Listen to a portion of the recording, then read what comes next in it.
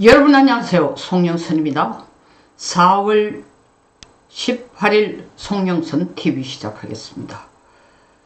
이번 조기 대선 이후에는 인수위 가동 기간이 없습니다. 인수위 없이 바로 이기는 정당이 여당이 되면서 바로 국정 운영으로 들어갑니다. 민주당에서는 이미 자기들은 집권당이라고 가정을 하고 국정 운영 정책들을 하나하나 이재명의 입을 통하거나 아니면 민주당 자체 내의 싱크탱크들이 혹은 민주당 의원들이 내어놓고 있습니다. 오늘 이재명은 징집병 15만으로 축소한다는 안을 내놓았습니다. 그리고 이틀 전에는 방첩사를 새 토막을 내겠다. 새 기능을 각각 갈라서 이 집에 좀 주고 저 집에 좀 주고 저 집에 좀 주고 해편입니다. 실질적으로 해체해서 재편하지만 실질은 말살입니다. 말살. 왜냐하면 방첩사라는 게 뭐냐, 아주 쉽게 말해가 간첩 잡는 데예요. 이게 전쟁 기간 동안에 방첩 부대에 시작해서 그 다음에 70년대 보안사령부로 이름을 바꿨다가 다시 기무사령부로 이름을 바꿨습니다. 그러다가 문재인 정권에 들어와서 기무사를 축소해서 안보지원사령부라는 이름으로, 듣도 보다 못한 이름으로 사실상 거의 기무사를 형해화시키다 하면서 기무사 직원 4,200명을 3분의 1을 줄여서 3,000명으로 만들었습니다. 윤석열 대통령이 집권하면서 이래서는 안 된다, 간첩을 잡아야 된다 하고 방첩사로 확대했습니다. 그 기능도 확대하고 그리고 인원도 확대해 줬습니다. 그나마 대한민국의 안보가 제대로 흘러가고 있는 상황이었습니다. 그런데 이재명이 집권하면은 아니고 민주당의 가정은 이미 집권이 됐으니까 어떻게 가겠다는 건데, 방첩사의 기능, 다시 말하면 간첩을 잡기 위해서 해야 되는 역할들이 뭐냐 하면은 먼저 보안 기능, 그리고 감찰 기능, 방첩 기능, 세 가지가 있습니다. 방첩사가 하는 역할에는 이 보안 기능은 국방부 정보본부로 띄워주고, 감찰 기능은 국방부 군경찰, 그러니까 국방부 감사관실로 띄워주고, 방첩 기능은 국방부 조사본부로 이관하겠다는 겁니다. 이게 민주당의 안보특위 아닙니다. 이거 누가 주도하느냐? 김도균 전 수방사령관이 지금 민주당의 이 안보특위 단장을 하고 있는 모양입니다. 이미 대한민국은 국방부가 형해화된 거나 다름이 없습니다. 감히 제가 그렇게 말씀드리는 게 전직 장성, 소위 말하는 예비역 장성 50명이 이재명을 지원한다면서 줄을 섰습니다. 운이 좋으면 한 자리 생길 거고, 더 재수가 좋으면 국방장관을 할 것이고, 국방부 산하에 있는 지금 집에서 애기 보던 손자 손녀 보던 사람들이 나와서 국방부 산하에 있는 기관으로 갈 것이고, 그거 계산하고 50명이 이재명에게 줄을 섰습니다. 빨갱이를 좋아하는, 중국 공산당을 좋아하는 이재명에게 나라를 지키는 것이 자기 목숨보다 더 소중하다고 주장하던 전직 장군, 군인들이 거기 가서 빨대를 꽂겠다고 줄을 서고 있습니다. 이것으로 이미 끝난 겁니다. 근데 이 세 기능을 가르면 뭐가 문제냐? 작동이 안 돼요. 다시 말하면 정보를 얻는다든가, 정보를 가진 그것을 보완을 한다든가, 그리고 방첩을 하는 기능은 연계선상에 있습니다. 정보를 얻는 부서가 따로 있고, 보안 기능이 따로 있고, 방첩 기능이 따로 있고, 작동이 안 됩니다. 이름만 존재할 뿐입니다. 그러면 방첩사를 없애자. 자, 민주당의 안보특위 안에서 지금 적폐청산의 목표지가 뭐냐? 이번 윤석열 대통령의 계엄에 그리고 윤석열 대통령의 내란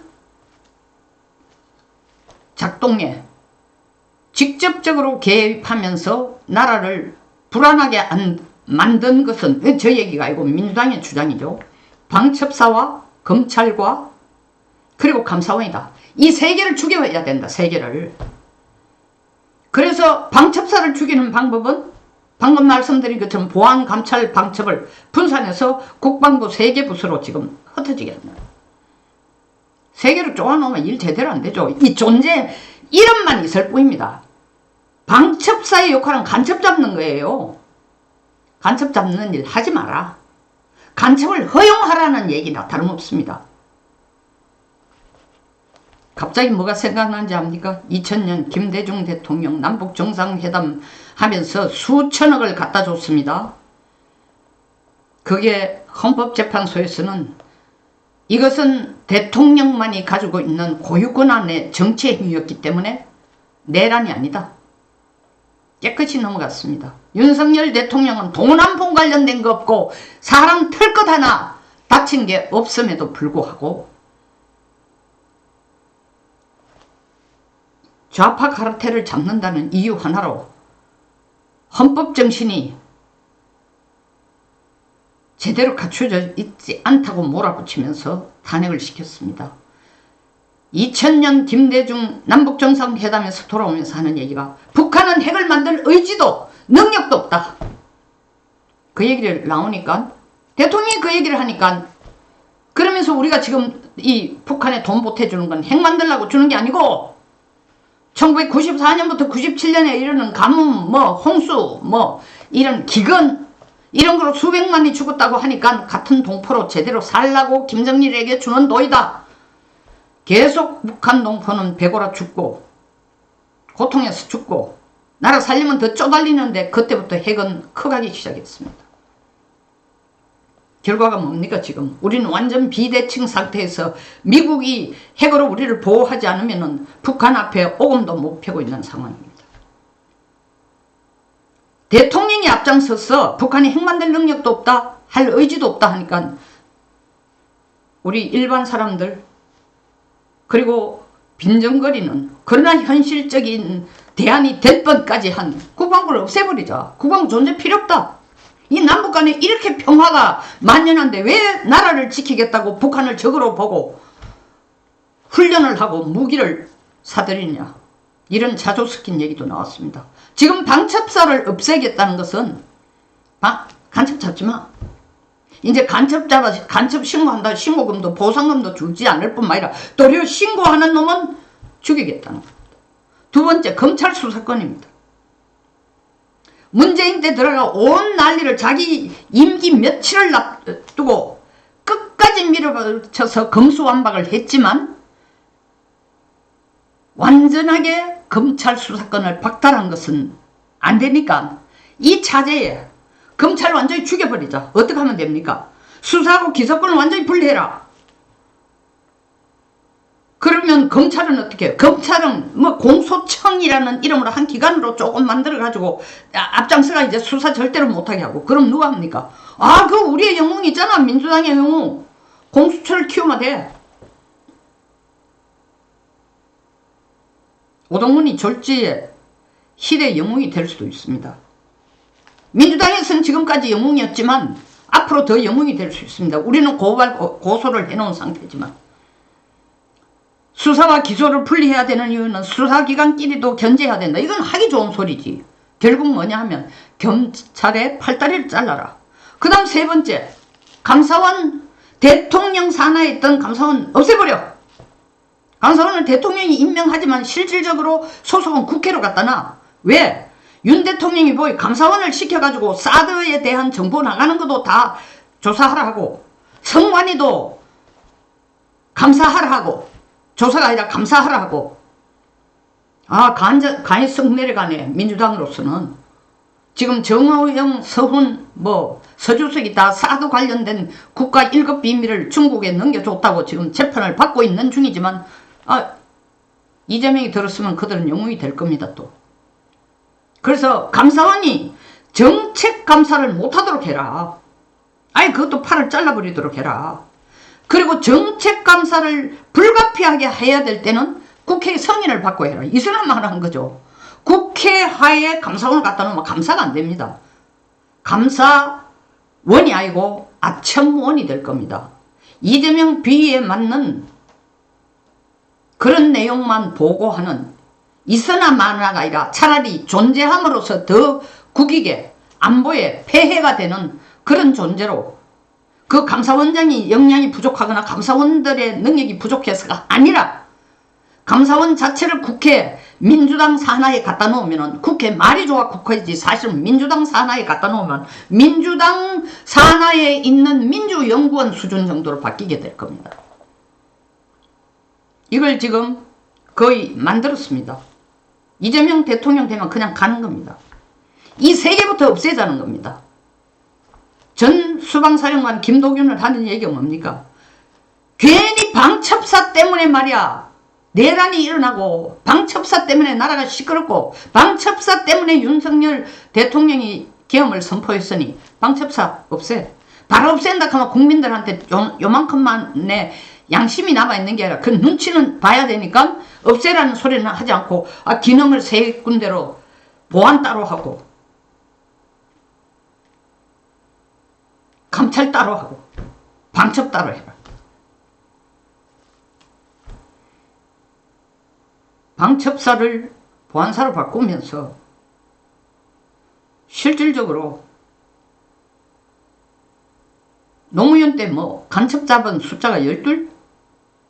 보안사 넘어서 이제 노무현 때는 기무사가 됐죠. 기무사로 바꾸면 12? 이명박 45명? 박근혜 시대 때 20명? 문재인 때 0원입니다. 그래도 문재인은 참 기가 찹니다. 그래도 문재인은 방첩사를 해체시키지 않았어요. 기능을 축소시키고 인력을 축소시켰지. 이걸 세계 분과로 분산시키라는 짓을 안 했어요. 뭐 근근이지만 그 역할을 해올 수 있도록 했습니다. 자, 그러면 간첩은 누가 잡느냐? 국정원의 대공수사권도 2024년 기준으로 경찰로 넘어갔습니다. 그럼 경찰은 잡으면 안 되나? 간첩 잡는 게 하루아침에 되는 게 아닙니다. 그리고 간첩을 잡기 위해서는 가장 중요한 게 정보가 모여 있어야 되고 그 정보를 가지고 제대로 분석할 줄 알아야 되고 이 정보를 모으는데 필요한 네트워크, 소위 말하는 휴민트가 필요합니다. 그걸 평생 동안 업으로 생각하고 그걸 자료를 모으고 분석하고 네트워크를 유지해온 게 국정원인데 국정원에서 뺏어가 경찰을 줬습니다. 경찰이 그 간첩 잡는 특수 인력을 하루아침에 만들 수 없습니다.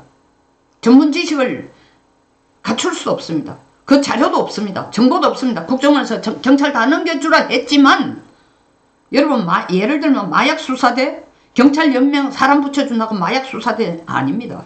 고도의 정보와 고도의 훈련과 고도의 기술이 필요한 겁니다. 마찬가지예요.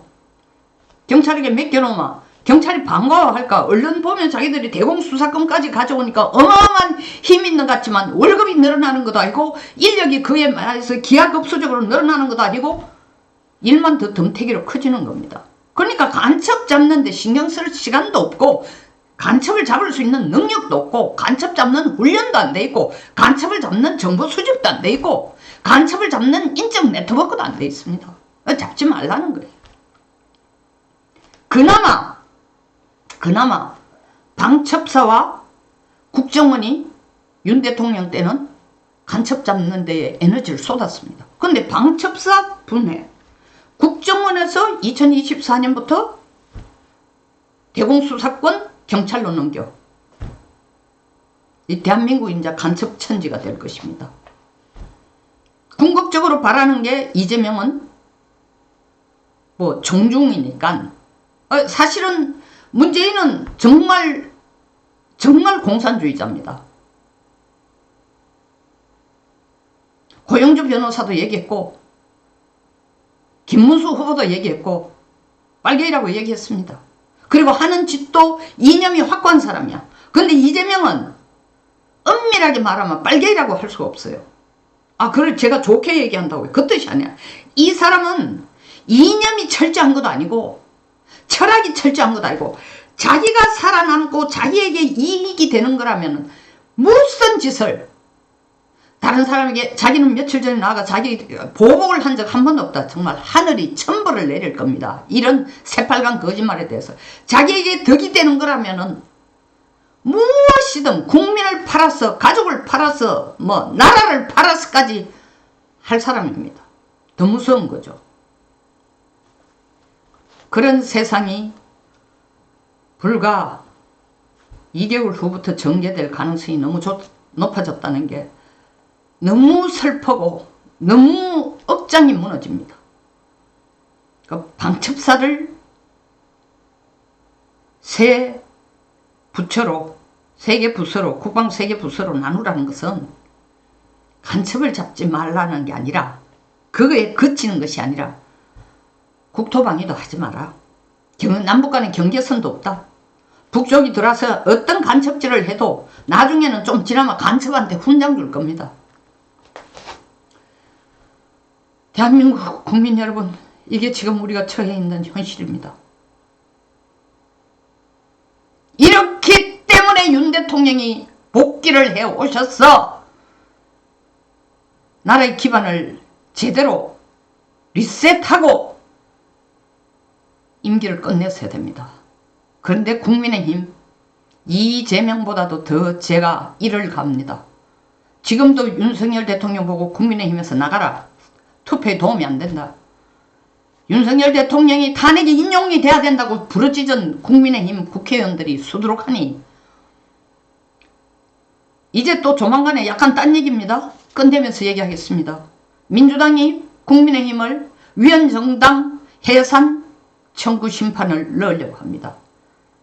현실화될 가능성이 아주 높습니다. 국민의힘이라는 당이 완전 와해되어질 가능성이 방첩사를 세 부서로 분산시키는 만큼 가능성이 높아졌다는 걸 국민의힘은 아직 그 위기의식을 못 느낍니다.